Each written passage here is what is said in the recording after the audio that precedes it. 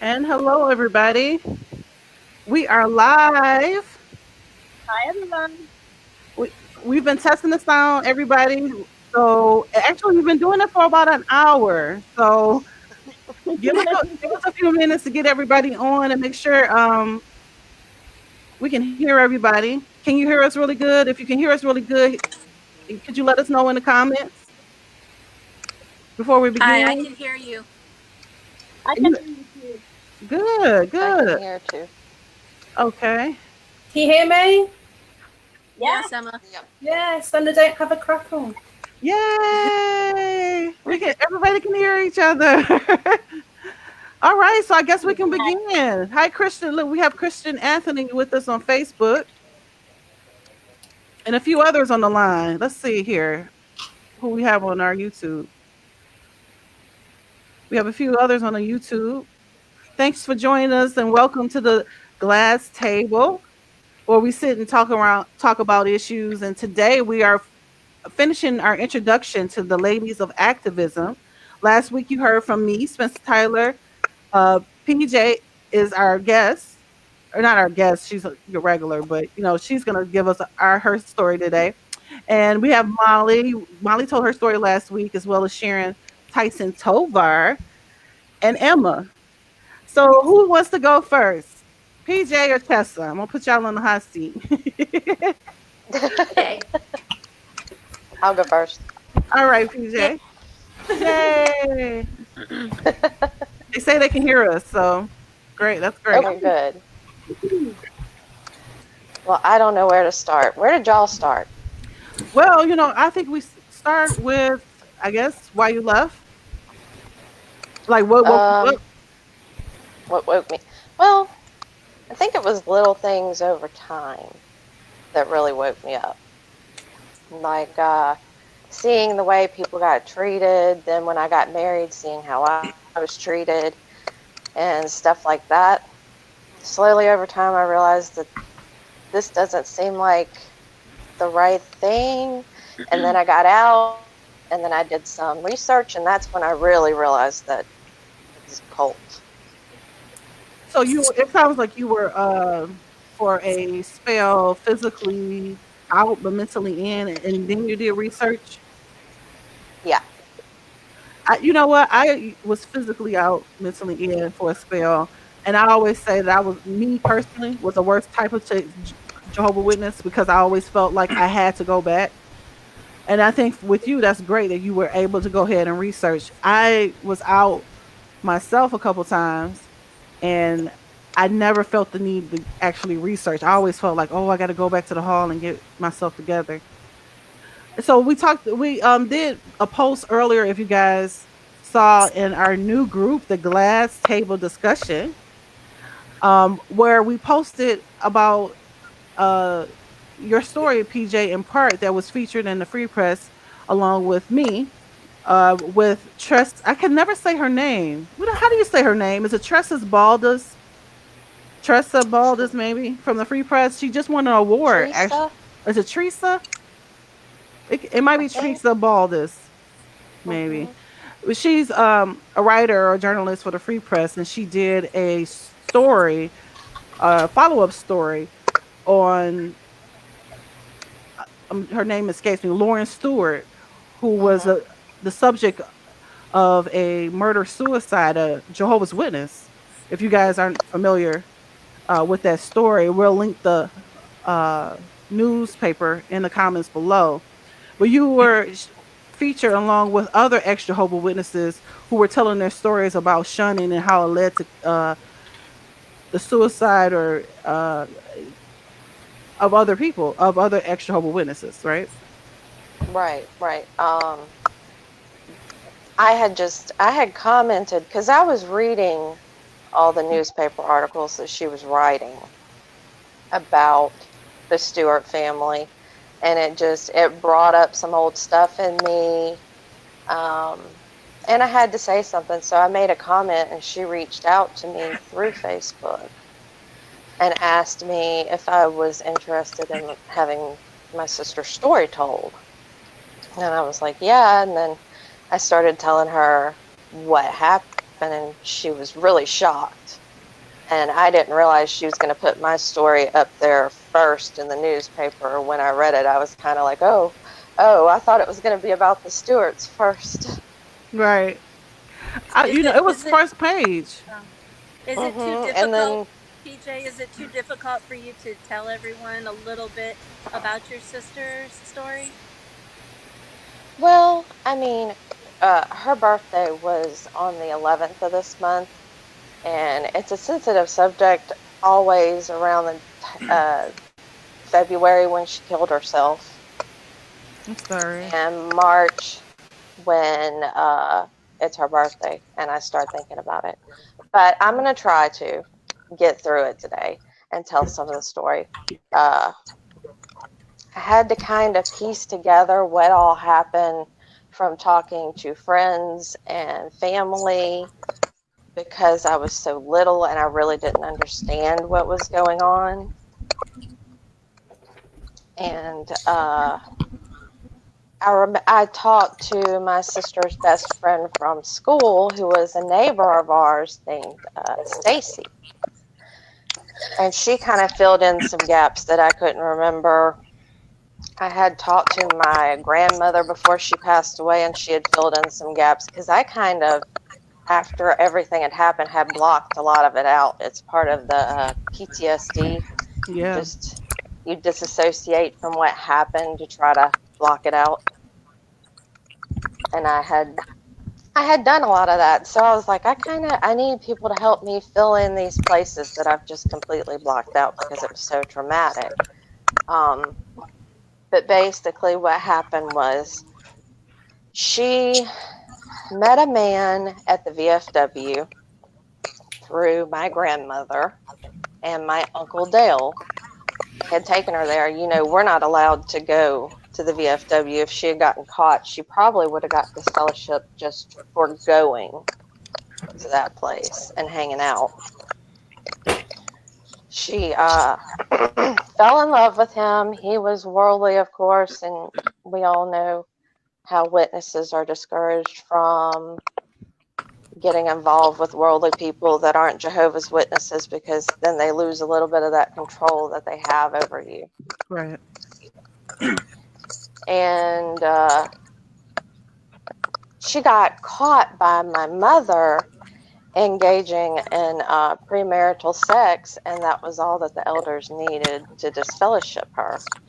And then, she got scared because she was fixing to be disfellowshipped, and she found out that the man that she was engaged to was talking to a medium to speak to his dead grandmother, and she immediately thought, this is demonism. I can't marry this man. I'm freaking out. I remember her crying to my mom and dad about being scared to marry him after she found out what he was doing because of the indoctrination. And my dad saying, you don't have to. And my mom saying, well, you kind of made your bed. You have to sleep in it. And she kind of freaked out. And then they were like, no, we're calling it off. She called it off. And that's a big no-no, too, to get engaged and then call an engagement off. So she had messed up twice in the eyes of the elders. And it had been talked about, like gossip had gotten around the Kingdom Hall. So it hadn't been kept quiet. And when it's not kept quiet, the elders have to do a show of power. So they disfellowshipped her, even though she was very, very sorry for what she did. I remember her saying that she was really sorry, and they kept saying, oh, you're just sorry that you got caught. You're not really sorry, you're just sorry you got caught. And so they disfellowshipped her, and I just remember her moping around the house and crying, and it just made my mom mad. It made my dad mad. They didn't really know how to react to her being depressed like that all the time. and they were both super busy. My mom was trying to regular pioneer and go out and field service all the time, and she had me. I was 8. She had my little sister. She was 4, and so I got sick and stayed home from school one day, and my sister was babysitting me. My big sister was babysitting me, and my mom had taken my little sister out in field service that morning. Take your time, PJ. Take your time. I'm so sorry.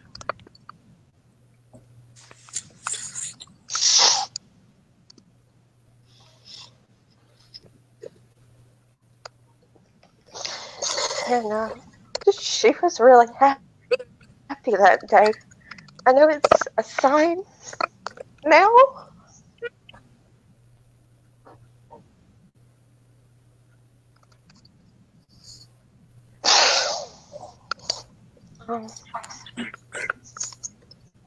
But yeah, Go ahead. You want to take a breath? You want to take a moment to yeah, take a breath? Let's take a breath. yeah. You know, I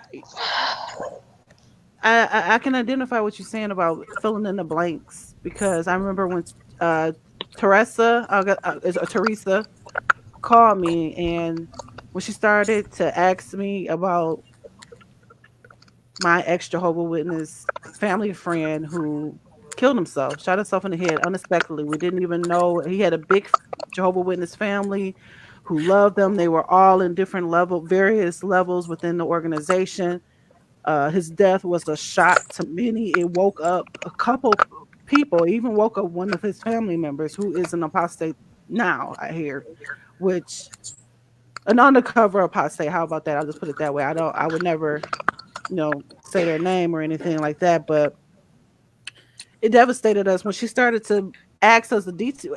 When the journalist started asking details about, that and the other person that I know that tried to commit suicide. I mean, I didn't have the extra Jehovah Witness community then. I always say that, I was alone. I was just like a ranger by myself before I even knew that there was an extra Jehovah Witness community online. And when she started to ask those details, it was a dust up of feelings. I mean, I didn't even realize that I was still feeling all of that stuff when she started asking questions. And then, journalists are more detailed. They ask, and it's her job, you know, Mm-hmm. to be detailed and ask for a timeline. And then you're thinking of memories that you didn't think of before. And then, of Oh yeah. course, it was the after, because I remember doing a video before the newspaper hit and doing a video after. And I just remember afterwards, of course, you had the Jehovah Witnesses flooding the paper comments and saying crazy stuff. And it was even talking about that is stressful. It's almost like you're reliving it all over again. Mm-hmm. I got in a couple of arguments in the comment section. Yeah. Yeah. I've dragged a few people in the section that day. I was just very emotional. I mean, and the thing about it, they don't understand that the triggers because they're so nonchalant. It's more like, oh, get over it, or this person should have came back to Jehovah, or they say really things that are really callous, and some of the things that we used to say to each other that we thought were comforting, and they're really not. It's just Jehovah Witness anecdotes in order that we repeat among each other. When something bad happens, you know, Mm-hmm. or well, you should come back to Jehovah because if you don't come back, you're not gonna see this person again in paradise. That's the thing I used to hear, and Mm-hmm. that I was not ready to hear that and devastated when I did hear it. So so you talked about your sister being featured there. Obviously that drove you into.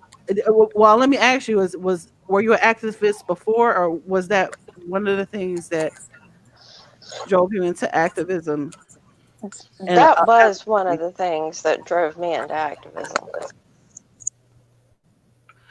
and Just you that, and like, when I finally found the ex Jehovah Witness community, and when you find it, you kind of just tell your whole story, just blurt it out to these people because you're finally talking to people that understand you. Right. Right. And that's what happened. I just told everything. All of a sudden, I just told everything. And it was easier to type out than it is to just say it. And they responded to it, and then they came and told me all of their experiences, and I started putting two and two together. There were so many people that had killed themselves. Mm. So many. You had a chance to be a part of a project for some type of memorial for ex Jehovah Yeah, Witnesses, right? yeah, memorial on memorial. Chessa had started that last year, and I participated down here in Mississippi. I protested outside of my mother's local Kingdom Hall during their memorial. She wasn't there. I found out later that only the Spanish speaking congregation met at the actual Kingdom Hall for the memorial, that the English speaking part of the congregation that was in there uh, rented out a building in Moss Point to have the memorial. So, but I still stood out there with the banner that said "Shunning Kills," Mm. and some witnesses walked by and said hello and everything. So, and they read the signs, and the people that drove by read the signs. So my point got across. I've seen a few of your protests because you usually go live. Yeah, You do. I put a couple of them up I on remember. YouTube. I remember that one, PJ. Didn't you take the? It was a big red banner, and you wrapped it around your car. Oh, that was when I protested the local assembly. My mom was at that, so she did eventually see it. I had that one, and I had the one about the Australian Royal Commission and the 1,006 different pedophiles that had never been reported to the police. All of that. I had that and the shunning kills out at the same time. And then I had another banner that said that there was just basically told them, look, there's an ex Jehovah's Witness community out there online. Find us. There's support. Right. Right. All righty. So, what are some things that you're involved in now, or looking to be involved in the future? If people want to find you, first of all, they can find you on Facebook, right? Yes. Right. Yes. Find me Yes. on Facebook. Some things that I'm looking to get into. I want to do some letter writing campaigns. I was going to protest the local memorial on Memorial again this year. I'll have to see because of the work that I do. I can't chance getting sick because I take care of elderly sick people, and yeah. Right. Right. So I may have to wait on that and not do that this year. Just do the letter writing part. That's a huge campaign this year. Chessa's going to probably tell us a little bit more about that and how she's involved in that this year with the I'll keep calling it the mom protest. It's not mom, it's memorial on memorial. But every time I see the acronym, I'm like, the mom. Oh, the mom. Anyway. So Chessa, are you ready? No. So So the sorry, pig. guys. But PJ, I heard a lot of your story, and I just want to say you're so strong, She and is. I do admire you. I want you to know that. Oh, thank you. I admire you as well. All of you. All of you. We love you, PJ. You know that. Okay, well, I guess it's my turn now. Yeah, Chessa's on the hot seat. PJ kind of gave you a nice segue into the acronym, the mom protests, which she said you started, which I did not Yes. know, Tessa. Why am I today years old learning that you started? I did not know that. Mm-hmm. Well, other people have like read about my story and stuff on the newspaper, the documentary. I'm not trying to say that in a weird way, but my story's out there in the media.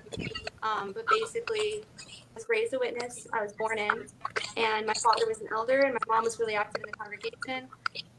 And we ended up moving to, well, we lived in Chicago, and we ended up moving to a small congregation to serve where the need was greater when I was about 5 years old. My dad was wanting to do more. The circuit overseer had visited recently, so he spoke with the CO and the DO, and he talked about wanting to do more. And so they sent us to a congregation in small town Illinois, and we visited there a couple times before we moved there, obviously, just to get to know everybody. And there was this family that had 3 kids, and one of them was the same age as me, and then there was 2 other kids, and so we would hang out, and we spent a few nights there at their house, like having dinner or whatever. And I really got along well with their kids, so we went to move there.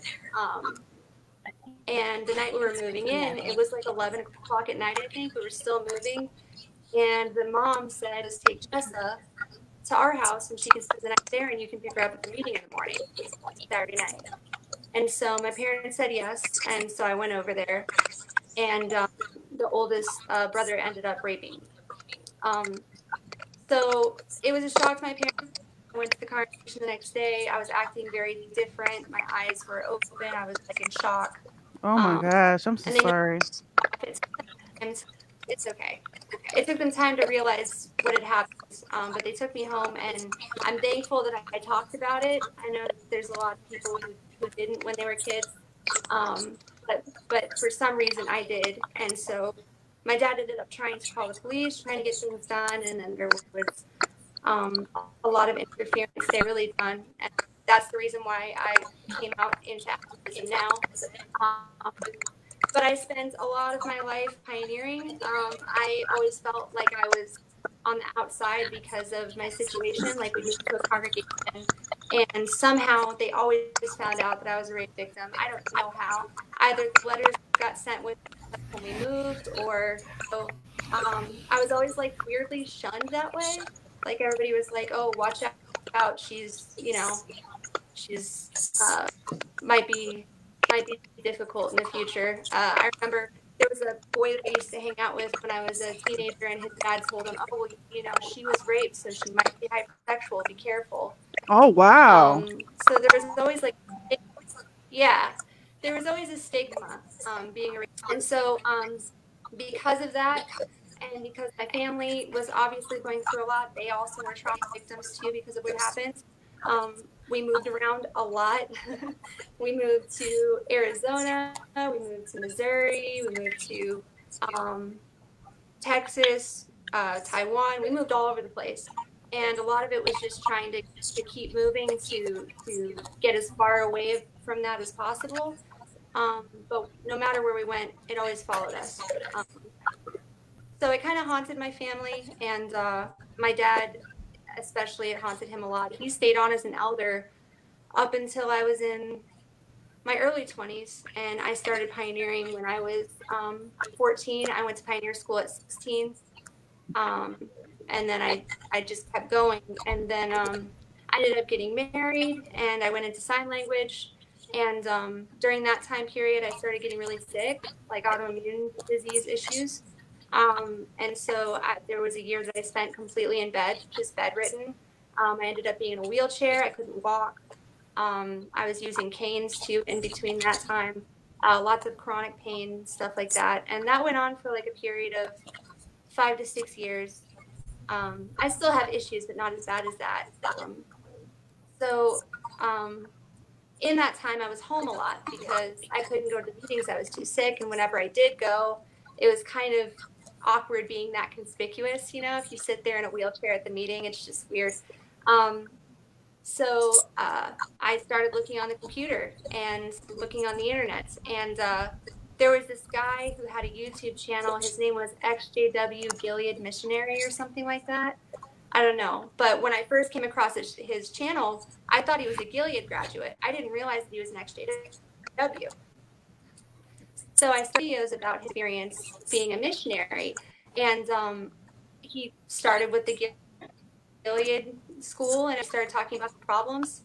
He started talking about the Mexico and the Malawi situation and the difference with, going to different countries, and some of them would be imprisoned because they didn't want to go into military service. So, like most Koreans that I knew went through 3 years of prison, 1 to 3 years, because they were military. So it was always stuff they were going on about. So, I started waking up. I started looking into stuff more, and then I ended up here. All right. So I watched your lives, as you know. Usually when you go live, I try to catch them. Did you want to tell us about your upcoming activities? I know you got a chance to do it, but you get a chance to plug it a little bit here while we're on the line. Okay. So a lot of my activism started when I started my article. I started learning how to speak out. That was one of the hardest things for me because I'd always been so silent.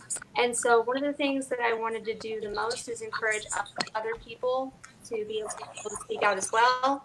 So Memorial is one of the ways that we're doing that this year. When it comes to grieving the people who have passed away, because a lot of us who lost loved ones, PJ, I know you'll resonate with this, but we'll go to their funerals at the Kingdom Halls. They'll spend 3 minutes on them, if that, and then the rest of the time we'll be trying to recruit weird stuff, like maybe your family member was an accident in your life, but they'll say, you know what, so and so loved the field service. Let's turn to Mark chapter. So it really takes away from our, when we're shunned. That also takes away from our ability to grieve. Some of us can't even go to our family's funerals. I wanted to start Memorial and have their loved ones recognized and to have their names up there for everyone to see. We had a vigil last year, died about 2 months before that happened. So I had been adding everybody else's names to the list before he passed away, and then I had to add his too, which insane. Heartbreaking, of course. It's a night. Yeah. Yeah, it's nice that we get together on the night of the memorial, and you can protest or not. It's up to you. Protested. Sharon was in Ohio. She had an awesome group that got together. PJ, you did an awesome thing for Memorial. There was a lot of people who interacted with it at International. Together, we read the list of names, and then we also handed out information or talked to the public about Watchtower's policies and how they'd affect the people that had passed away. So it's a good way to also let the public know what's up and kind of those names kind of concreted in there that this really is something that takes people's lives. And then when you have people out there talking about it who have loved ones who have passed away, like I have my dad, PJ has her sister, Sharon, you have a lot of family members on that list, which is heartbreaking. It's cathartic, but it's also eye-opening for a lot of people. So. Well, thank you so much for sharing that with us, Chessa. I'm in the background trying to work on the sound here. Let's go to the comments here. I just wanted to make sure that we get everybody involved here because it is a glass table, y'all. Let's see here. Let's see here. We have someone from YouTube, Nigel. He says, "Good evening, ladies." That he clicked the news article. That it was such a tragic and traumatic story of Amber's. So PJ, your story is still helping people even today. That's one of the things that I take. What's the word I'm looking for? Consolation in, even though that particular article put me in a position where my family was like super upset, and some of them were the ones that knew about it. And then I was having this overwhelming sense of not wanting anybody to even know I was in the paper. That's why I used the alias Spencer Tyler. But the reaction that I got from people at the time when I was attending a church, I was visiting different churches, and I was able to speak about our experiences within the Jehovah's Witness community, to be able to actually meet people I met a person in a crowd one day at one of the engagements that I was speaking at who actually had a brother who committed suicide over the shunning. And it was just amazing to me because I had only seen that online or had ever come in contact with people on that online. Can you guys still hear us? I just want to make sure you guys can hear us. Okay, let's see here. It says we have a lot of comments about the feed. Yeah, I've muted a few. We've muted some of our mics here, so maybe that is probably helping the feed a lot. They're saying the sound is a lot better. Here's Sharon. Sharon's back, y'all. Okay, and let's see. We have I wish I could pronounce your name from Facebook. It says, I don't want to bring it down, but in answer to your question posed earlier, yes, several people I've known have had suicidal thoughts, and I don't know if I'll ever not. I appreciate all your hard work. Super helpful. Thank you so much for joining us today. And here's the thing. So many of us, I wish there was some type of survey or something about how many of us know how many ex-Jehovah's Witnesses at least know of, have heard of someone committing suicide. I think that we would probably be astounded at the number because the community is very small, even online. I mean, everybody know each other. Actually, last year, I believe it was the beginning of 2018, Sally Peterson from Arizona did a survey for college, and several of us promoted that survey. And the ratio, I mean, she asked everyone several different questions, but the ratio was so high for suicides and suicide attempts and no blood deaths and sex abuse. It was just an astronomical number. Wow. I do think I do remember that survey. I think she had to do it for her college or something like that a while back. Or something like that. Was that the survey? I think I was able to participate in that. Before we switch gears, results, go ahead. I believe the results they might have been recorded on the VAA, their official website, I think. Hello. She says she's just joining us. Hi, Janelle. On the VAA website. Okay. So everybody, if you want, they did their own. They also did a survey. I remember that. All right, people. It looks like we've already been through the comments. Before we switch gears, did anybody want to? I think Sharon actually came up with this idea that we talk about two things. Yes, Sharon. That we talk about our two challenges. Am I getting it right? Two challenges that that we've had since leaving the Jehovah's Witnesses, right? We're naming the two. And I think I guess I'll start. The challenges that I've had since leaving the Jehovah's Witnesses. Well, number one, when I first left the Jehovah's Witnesses, or I was on my own, it was just me. I was waking up alone in my house on the computer at night. Y'all, I'm trying to tell you, I was on the computer at night under a different alias, hiding my browser history, and I was married. So my husband thought I was cheating on him. And the sad thing about it is that I would rather him think I was cheating on him than researching a watchtower. Ain't that crazy? So yes. And you guys probably know of the tell me if I'm too loud, y'all.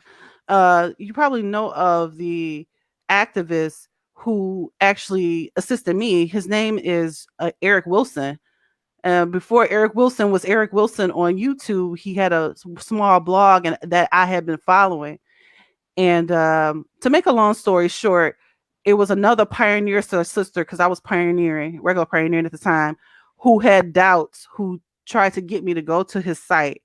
And I went to his site fully fully intended on saving my friend because I'm like, y'all, she trying to be an apostate. No, she's not about to. I'm not about to lose my friend. She's apostatizing. I'm about to go in there and tell everybody else she's not going to the site no more. And when I went there, of course, I was the same, a kind of like the Jehovah Witnesses that we encounter online. I was a jerk, just going back and forth and not listening and shutting down. But more so than me being a jerk, which might just be my personality, which had nothing to do with me being a J Dub, by the way. But it was mostly my indoctrination. I think that's what people were getting is me, that vibe that I was fighting indoctrination. So that challenge for me was taking the things that I had been learning and now telling my husband that I no longer wanted to be a Jehovah's Witness anymore. And my husband was a super duper J Dub, like J Dub for life, all day, every day, was gonna die a J Dub, raised a J Dub. That's just when I say J Dub, I mean Jehovah's Witnesses, you guys, for those who are not familiar. But yeah, it was my challenge was getting him, and finally he came from being went from being a fader to thinking about activism. So I'm excited about that. We've done a few videos ourselves to try to talk about our journey, and we do have a video to talk about why we left the Jehovah's Witnesses ourselves. And I guess another challenge is unindoctrinating my children, because I was a Jehovah's Witness that was very active in the ministry, obviously, because I was pioneering and active in the Kingdom Hall, and we had it was a small circle of friends that everybody knew each other in my area. Even though Detroit is a big area, the Jehovah Witnesses in our area everybody know each other. Everybody know each other, and it was a challenge getting my children to leave. My daughter would cry. Uh, she thought that we were doing something bad or doing something against Jehovah, and watching her journey has been rewarding for me because it has let me know that I didn't do this for nothing. That my child now has, that I'm sowing into generations and impacting generations beyond me. And that's what all of us as activists want to do, because there were activists before us who paved the way before us. You just want to go a little further, reach a little higher, go a little wider than the activists before you. So, and Sharon and all of you women, PJ, Chessa, Emma, Molly, you guys inspire me so much. And I I call myself a baby activist because I do a little activism, like a little here and there. I run a few groups. I have a group with, I think, over 4,000 uh, people now with Jehovah Witnesses, and a mix of us in there, but mostly Jehovah Witnesses. And I don't know if it's the pioneer in me, y'all, but I do get a joy of being able to try to help. Emma, you've been in the trenches with me, so you and I are in most of these groups talking to these Jehovah Witnesses, and it seems like it's not. When I tell you that, it seems like sometimes that they are so indoctrinated, you're talking to a wall. It can be super irritating. But had I not persisted, my husband wouldn't be out, my kids wouldn't be out, And I had an opportunity to have an African Jehovah Witness I know that I talked to, who is now fading, and a deaf Jehovah's Witness. Well, I don't know if you would call him a Jehovah's Witness because he was really studying, who just turned away and was just like, no thanks. But he was like totally into the Jehovah's Witnesses after the brief encounter that he's had with them. He was almost a full Jehovah's Witness. It lets you know how the indoctrination is really strong. Anyway, I have talked over and over. I have lots of challenges, as you can see. Lots of challenges after leaving the J-Dub. So what about everybody else? Who want to go next? PJ? You next on the screen, honey. Challenges after leaving the Jehovah's. Well, I got kicked out, and since my big sister did commit suicide after being shunned, I just did not shun people who got kicked out. Okay. And so when I got kicked out, I had all these ex-Jehovah's Witnesses that had already been kicked out that I didn't stop talking to, that were like, hey, welcome to the club. Right. So I guess the majority of my challenges was was money. I had no money. I had no job. I had 2 kids. My house was being taken back by the bank. They were trying to repossess my car, which I was needing to sleep in. I had to give my kids to my Jehovah's Witness mom for a little while I went to college to learn how to do something to take care of myself. And so that was a big challenge. Just, you know, breaking the rules, being physically out but mentally in, going to college, making worldly friends, hanging out with ex-Jehovah's Witnesses. I was breaking all the rules before I even knew that it was a cult. And then I did the research and found out that was the hardest, was getting over the shock of finding it was a lie. Right. That was Right. second guess everything that you know. Including who you are, which is we are all born with identity, right, or some type of identity, and to have that your identity, like who you are, stripped from you. And for Mm-hmm. me, it happened when I was old as I don't know what. I was well into my 30s, and I'm like, I don't know how to make friends, or how do I do this, or how do I do that. It was the naivety that I had. Well, I talk to y'all about that all the time. The naivety I had was really scary. Miss Mm-hmm. Molly, what about you? Challenges after leaving the Jehovah's Witnesses. I think your mic is on mute, by the way.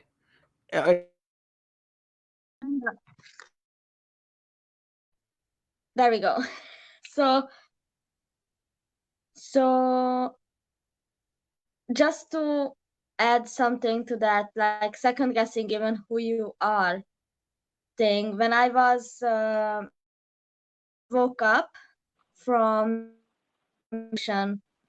at around 15 to 16 years old, and then basically I cut clean from my school and all that. I went into a new class, new people, new everything. I just needed to cut clean and just empty it all out of the system. And basically, I got into this new class, and one of my classmates came out as gay. So when he did, that was the bit of information that made my indoctrination shatter for real. Like at that time I was around 18. So he came out as gay, and I was like, whoa, okay, this human being will need my help, because he was like, I'm not sure if I will be able to come out to my parents and all that. So I was like, well, he will need my help, so whatever indoctrination I may have left needs to go, because I will need to be there for him. And about the time when I was 19, I started to realize that I'm like, whoa, I'm not straight. So it was like a whole like rainbow of what the fuck and who the fuck am I? Like it was crazy. And actually I am now turning 24 this year, and only around 1.5-2 years ago did I finally find the identity that actually matches me fully. So just to say, yes, you second guess even yourself. It's crazy. So just to put it out there and just say that that's so something that I think everyone can relate to, especially queer XJWs Well, yeah, of who were like course. beaten over the head. Yeah. Yeah, it's crazy, and it's so long. It's like Okay. 9 years that I have been on. Okay. Do you guys remember that song? Oh, may we ever live up to our name? I don't know how to sing, y'all, and I'm not gonna even try. Okay, I don't remember the song, and I know y'all, the Jehovah Witnesses. If y'all lurking on here, I know y'all got a new song book. I'm talking about the throwback, not the remix y'all got. But anyway, I try not to remember those. I'm not trying to trigger anybody, but what made me think of that is that we were taught that the name of Jehovah's Witnesses, or their name was more important than our own. You know what I'm saying? So Yeah. and our identity was tied up in being one of the Jehovah's Witnesses. Is, oh, maybe we ever lived Yeah. up to the name. I don't remember all of the words, even if they were talking about Jehovah. I mean, his name is not our name, and so when we're stripped of the organization, we really become stripped of our identity. We don't know what the hell to do after that. I remember being at a standstill at a crossroad. I was losing my family over this religion.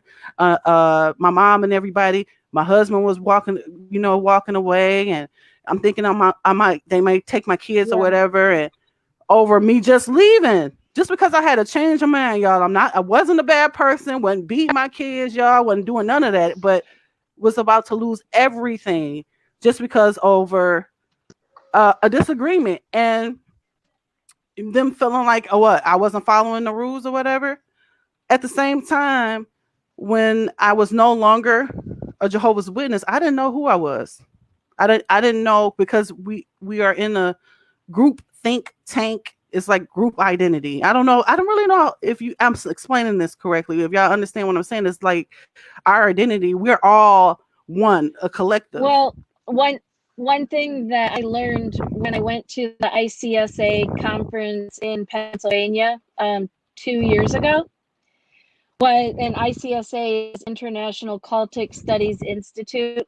Anyways, when I went there, one of the topics that they discussed was losing your identity when you join a cult, and one of the reasons is because you learn selflessness to an extreme degree.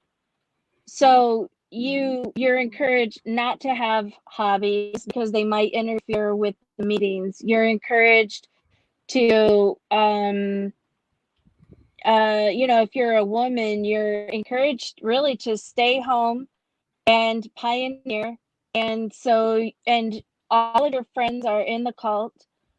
So you totally surround yourself, and then TV for the most part, and you don't get an education. So all if you're born in, especially, which I was, all you know is what they tell you, and then you lose yourself. Like, and they have you so busy. That's what cults do. We used to go to, they called it 5 meetings a week. So all your free time is taken up. So yeah, you lose your identity. You don't find it until you get out.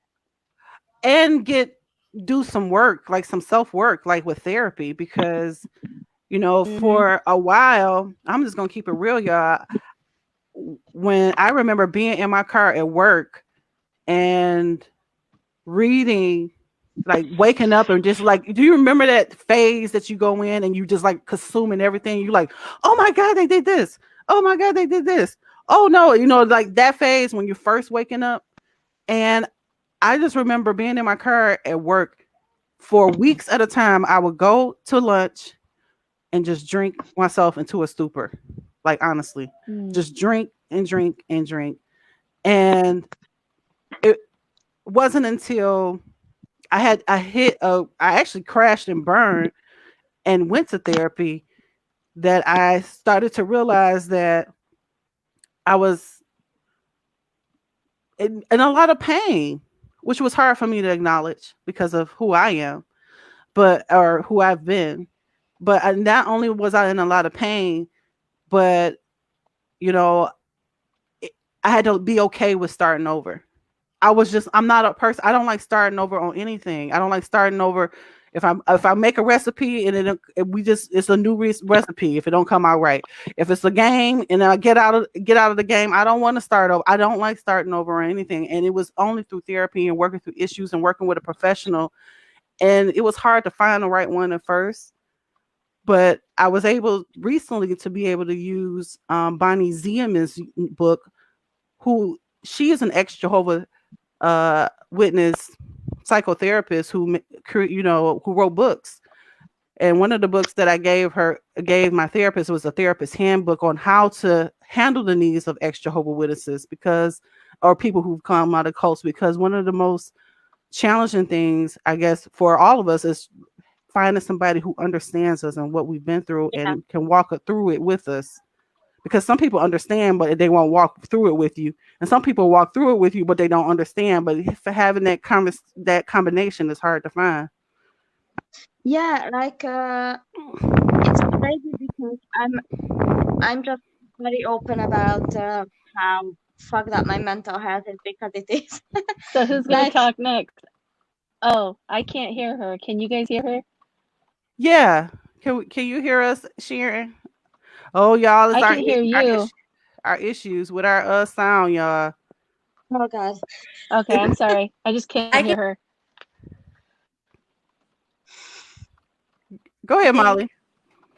Okay, so like I'm open about my mental health because it would be crazy not to. Like, honestly, my mental health is fucked up. My attention span is that of a basket of dried dead flies. Like, I don't remember anything at Yeah. all. Like, if you ask me what I had for lunch, I would be like, I don't know.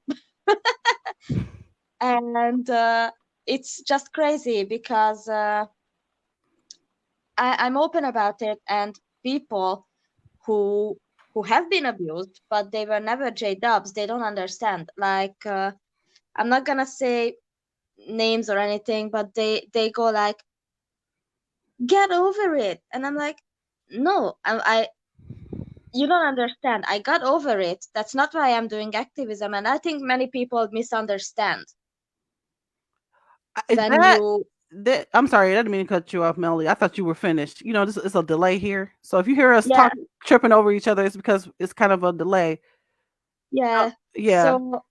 So it's like, oh, you had it better than I did because your mother didn't beat you, or you weren't beaten. And I'm like, okay, but this is not a competition. Someone who drowns in a glass of water is still as dead as someone who drowns at the Mariana Trench. It doesn't fucking matter. Like, how much trauma you endured. Really, I mean, sure, it matters, and I empathize with anyone who went through shunning and any kind of abuse, because no one should go through that, obviously.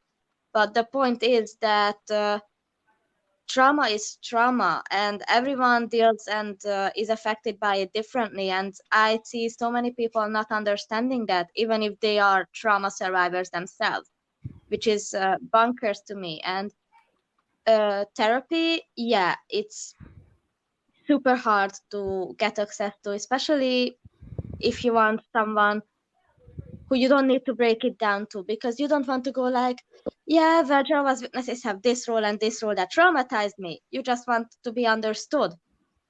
And it's Exactly. hard. It's hard to come by, because you don't want to spend hours blabbering about the Elder's Handbook or the elders. You want to talk about you. That's the point of therapy. But if someone who doesn't even know anything, oh, Jehovah's Witnesses, okay, I know them.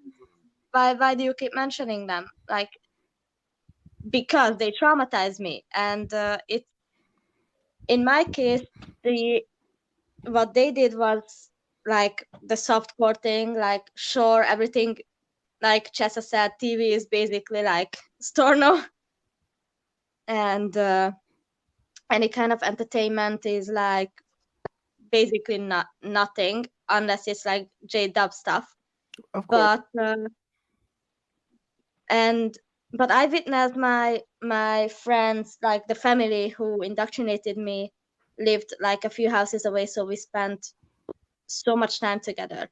And well, after a point, people stop possessing the ability to hide themselves. So what happened is the father's abusive nature came out more and more in my presence. And once my mother locked me in the house, I managed to think and realize like I was not influenced by JWs.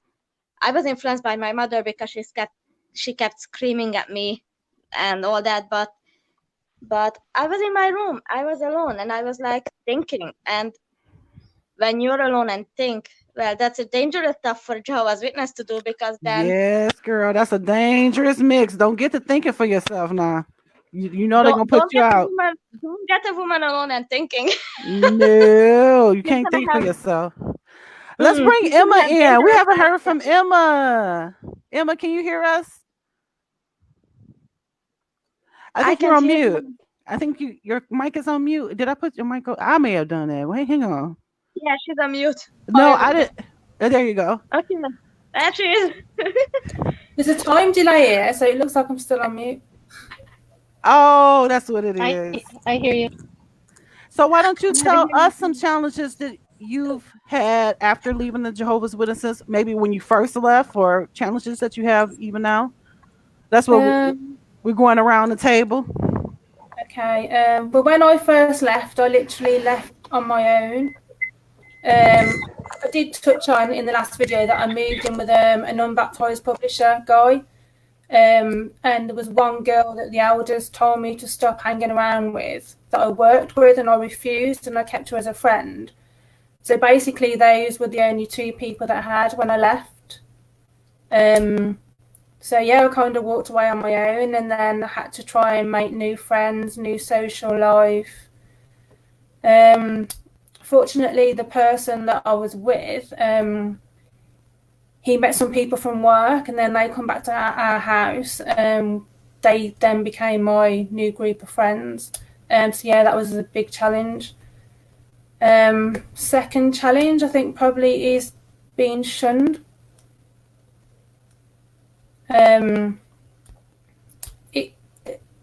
Being shunned by my mum has really affected me, because even things like just going into town, if I need to do some shopping, it's kind of like it triggers my anxiety in case I'm going to bump into my mum, because I've literally stood in shop queues where she's stood in front of me, and it just triggers my anxiety so bad that if I go out, that I'm going to bump into her, and it gave me kind of agoraphobic tendencies. And yeah, I'd say that's probably like my second biggest challenge. Well, so Sharon, Emma, I definitely can identify with that. My mother treats me as if I'm dead. I have so many Jehovah's Witnesses that live in my area. I mean, it's packed. It's like it's a convention. Every time I go to the store or every time I go to the mall, they are everywhere. And here's the thing. I know that's so weird. You know what? Let me just stop and say that's weird for me to say that they are everywhere. Because I used to get mad as a Jehovah's Witness when people would say they're everywhere. But they are everywhere. Okay, I guess we were everywhere. Aren't they? You can't. And some people have found it to be better just to move to a different location if that's something that you can do. Just move somewhere else, and that's something that I plan on doing, because I can't. I'm not gonna be running into y'all everywhere I go. Not everywhere I go. And it's the weird shuffle that they do. They kind of bow their heads down, and they kind of don't look at you, and they don't want to make eye contact. At least the ones in my area. Or this one guy almost fell over in an aisle just trying to avoid me.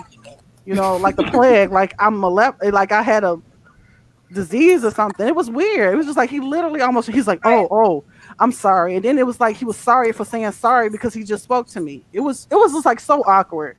Very awkward. Well, I'll tell you another awkward situation. I'd gone out for lunch with friends, and I was literally sat in a restaurant, and I said to my friends, that's my mum sat there on the table next to us. And they were like, what? You being serious? And I was like, yeah, that's my mum sat right there. And she just sat there like and acted obviously like she didn't know me. Wow. That just wasn't nice. Not only is it nice, it's hurtful. It's hurtful. Very hurtful. So we have Chessa. Chessa, you want to tell us what your challenges you're facing after leaving or when you first left? Well, a lot of them you guys already touched upon. the number one thing for me was finding my sense of identity, because I started pioneering so young. And like, I know when I was like a preteen and an early teenager, I had my personality budding out of me. But just that pioneer personality took over. So when it came to leaving, I really didn't know how to function. So much of my time had been filled up with the congregation or with field service, or doing different stuff. So having a life without that, I had to learn, first of all, what I like to do, what I'm comfortable with doing, how to make friends, and even like financial stuff. As Jehovah's Witnesses, we're just waiting for Armageddon to come around the corner. So what's the point in having a 401k? Or what's the point in having like a solid house to live in? Or what's the point in planning for anything, really? So I had to learn how to plan ahead, and that's something I'm still catching up to. Um, but that was definitely one thing. And then definitely my mental health too. I learned a lot about myself after I left.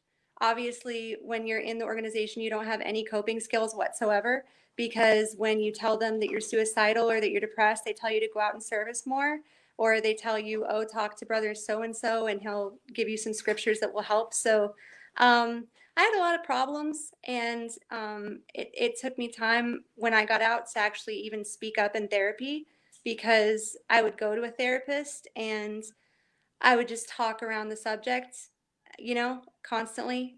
Um, so it would take a long time for them to actually get to what was going on with me at all. I still kind of do that in therapy, but my therapist now, he gets that. So definitely learning how to speak up about myself, learning what my personality is, putting on my real personality instead of the Watchtower's personality, and opening myself up to other people. That was difficult. You have interpersonal relationships when you're in the organization, but they're deep and shallow at the same time. Like, you're connected, but on certain things it's just not safe to be connected. Like, I remember one girl, or one woman rather, she was like in her 70s when I was pioneering. Her name was, well, she was Sister Lyons, and her last name was Lyons, and she loved Stephen King, and nobody knew that. But What? yeah, she loved Stephen King. So I was like 14 or 15 at the time. I just started pioneering, and I always got put in her car group, always. So one day, she was like a very grouchy woman, didn't really say much, but she went out in service a lot. So one day we were hanging out, and the other two sisters had went in on like a Bible study. So we were talking, and I told her about the X-Men movie that was coming out, and she was like, "Oh, Hugh Jackman, he can eat crackers in my bed any day." And I was What? like, "What?" What? No. And so, Yeah. so that broke through the wall, and we started talking about like Stephen Yeah. King, and like her personality shone through. And that was super cool. That was my favorite part, is when I could actually get the personality out of Yeah, somebody. behind the Um, person. Yeah. yeah, yeah. That is So I so mean, cool. there's a lot that we all go through: finances, lack of education, you name Mm, it, being shunned, not having a support system, Right. all of that. It's just awful. It takes a while. Right. yeah. And we've all pretty much told the same stories. They all kind of like blend together. We've remixed them a lot, but we all are going through pretty much the same thing. Even if some of the people in the comments are saying that they are going through the same thing too. We have somebody saying Stephen King books and movies were easily a disfellowship and defense. Christine was my favorite. Oh yeah, Yeah, for sure. I did not Yeah. talk to anybody for sure. She For actually lent me the stand. She gave me the stand to read, and that was like one of the first big horror books I read as a kid. I got really into that because of her. It's her fault. I'm too scared. My nickname really in real life is Chicken Little. I kid you not. Oh, It was given to me by my aunt when I was I don't do scary. I don't want to be scared. I'm okay. That's okay. I leave that for y'all because I'm a fool. Like when I'm scared. No, I remember growing up. Michael Jackson Thriller used to scare the hell out of me when it would come on, and they would just like come down, call me like Spencer, come down, it's on. I'm like, no, don't do this to me. I would just freak out. And that's I mean, not even that scary, I hear, because I haven't watched it again. Because I guess, it was bad makeup and stuff, but no. No thanks. I mean, the crazy thing is that when I was a kid and we were being,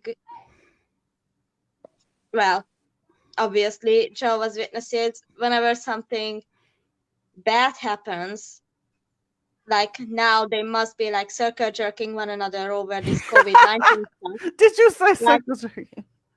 like whenever something bad happens in the world, like at all, they go salivating over it and just marinating it.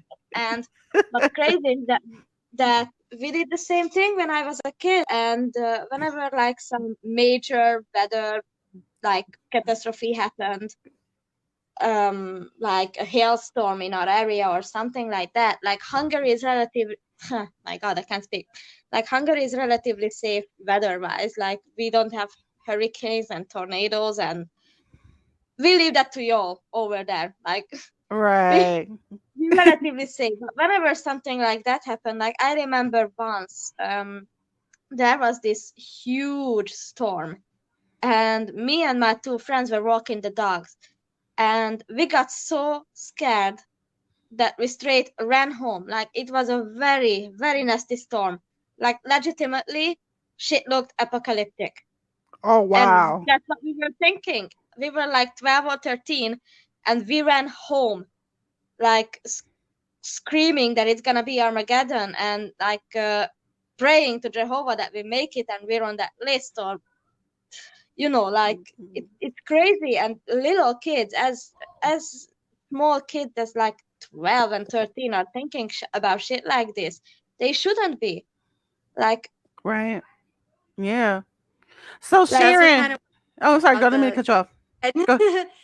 about the coronavirus, because I know my mom has her bag ready. She's ready to go, and like all the congregations are closing. So I kind of worry about their mental health right now because of it. All of us yeah, were scared this when we would hear that stuff. They are. So Some of them are freaking out. I'm just from what I'm seeing online. yeah. Freaking. Sorry, go ahead, Sharon. I don't know if Sharon can hear us. Can Sharon hear us? You're on mute. she's Oh. muted. Oh. Okay. Okay, I unmuted. Can you hear me now? Yes, we Yeah. can. Gorgeous. Okay. So, I guess of the two challenges, my biggest challenge has been trust. So I could break that down into two different categories. So for me, when you are in a cult, you learn to be very untrusting of the world around you.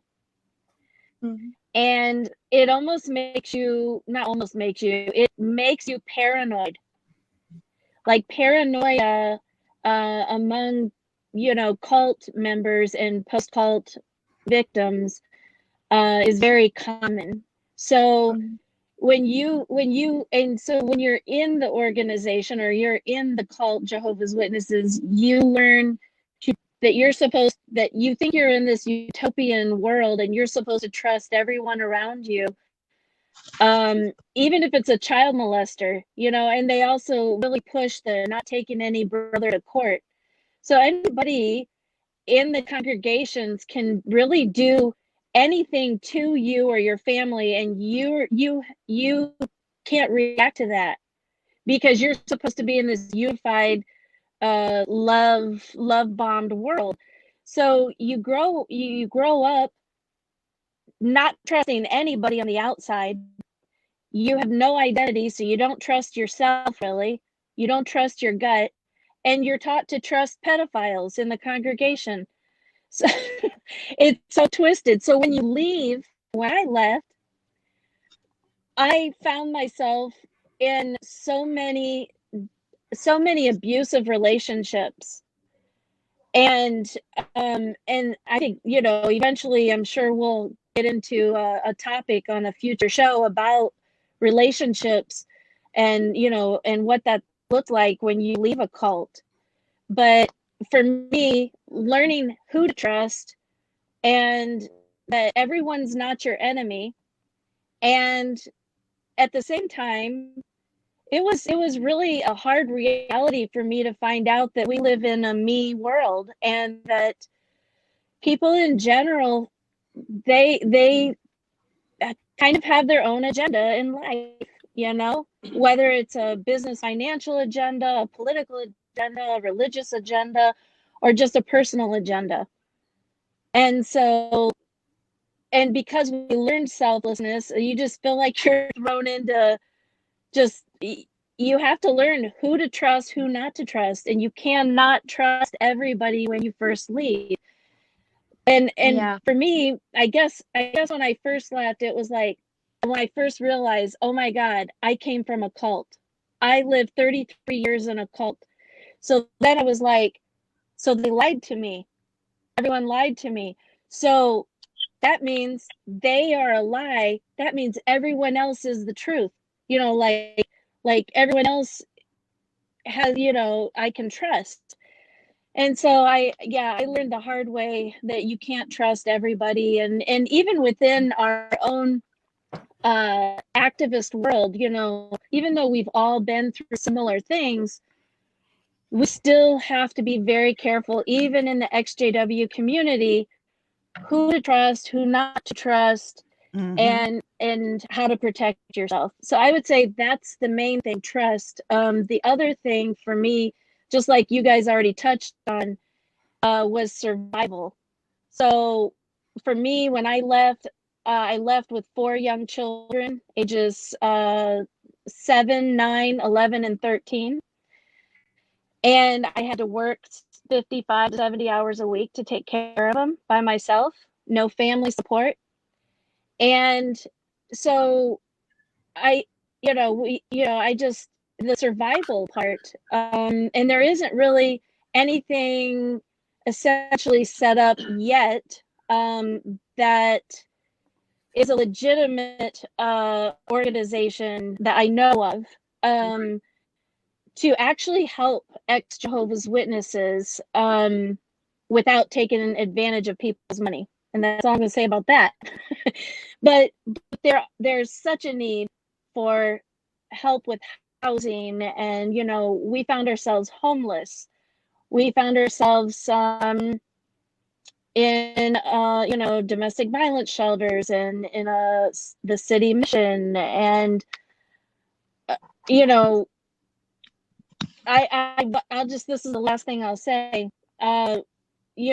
Throughout the years, I've done a lot of programs to help people, and I used to run support groups in 3 states, the one I used to live in, and two around me. So one time I got a phone call from an ex-elder, who was from Georgia originally, and he had found himself homeless. He had turned to alcoholism, and I think he hadn't eaten in a couple of days. So, anyways, it was pouring down rain. I jumped in my car with a couple of bags of groceries from my cupboard and refrigerator, and I drove down the highway, raced to the highway. It was like an hour from my home, and I took him food in the pouring rain.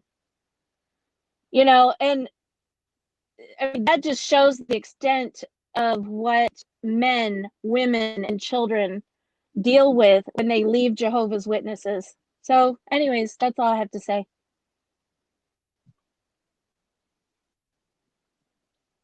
Sorry, no, I can't my hear you. mic. Yeah, my mic was mute, and I'm just talking. Oh, okay. Can Did you you hear me guys hear now? me or no? Yeah, we can hear you I really hear good. you. Okay. Okay, so hang on one second.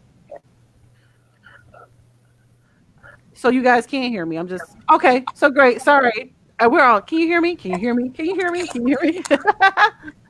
Well, anyway, thank Yeah. you so much, guys. I'm going to look at some of these comments before we go. We had a question from one of our viewers here who's asking us what are your favorite ways to engage in self-care now that you're free of the cult? Maybe we can answer that really quickly, and then we can wrap up here. For me, I love to write. I'm just a writer. I when I'm writing, it takes me into a different world. And now that I'm not a Jehovah's Witness anymore, I can write about what I want to write about. If you're an artist, that you kind of know what that means, because there was only so many things, so much I could write about. or certain subjects I could write about. I couldn't write about romance because I mean, if they're engaging in premarital sex or something like that, okay, yeah, that would be a huge no-no or something like that. I remember one time my mother got really mad at a story that I wrote and ripped it up, so I didn't want to chance that again. But yeah, I'm a writer. I like to write. So what about you, Emma? What do you do for self-care? Probably to distract myself, craft stuff. That keeps me kind of sane. Anything, even knitting, crochet. I design and print my own t-shirts for myself. Yeah, anything along craft line. Then, yeah, it engages my brain. What, what about you, Chessa? Indoors, I used to make wishing candles, like handmade wishing candles and stuff like that. So I Oh, like crafting and arts and like painting, drawing, stuff like that, writing. But outdoors, and this is the number one, backcountry camping. And I didn't know that I'd like it so much, but like getting out of everything and just getting out in the wild, um, that's so cathartic. You just detach from everything and you're just surrounded by all this beauty and it's just the best. It's been one of the most therapeutic things for me. So crafting, backcountry camping, stuff like that. all right. What about you, Molly? Well, for me, there is like mental health care and like self care is just saying no whenever I want to get a major fund that you never could say no as a takeaway. Service sister, of course. Change this sister, do this sister. You could never say no. So like right now I'm throwing around no as if that's the only word that exists. I'm like no, no, no, no, no. And other than that, I read. I read and I engage in any kind of like art that I like. I engage and like traveling and like Spencer said, I write too. And yes, it's a very liberating thing that you can create characters who can like personalize your yourself, but in different aspects of your personality. And I would be insane without writing. So that's a major one.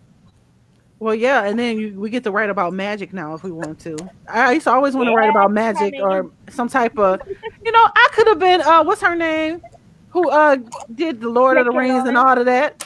I could have wrote that if I would have had a chance. No, I'm playing. I would actually never seen Lord of the Rings, so I don't even know. I'm just saying, it just seemed like an epic movie. I could have did something that epic, but could I have wrote that as a Jehovah's Witness? No, no, Mm, no Wait, way. no. do you mean Elvira? Are you talking about Elvira? Yes, yes, It's yeah. Princess of the Dark. No way I could have wrote a character like that. And wait a minute.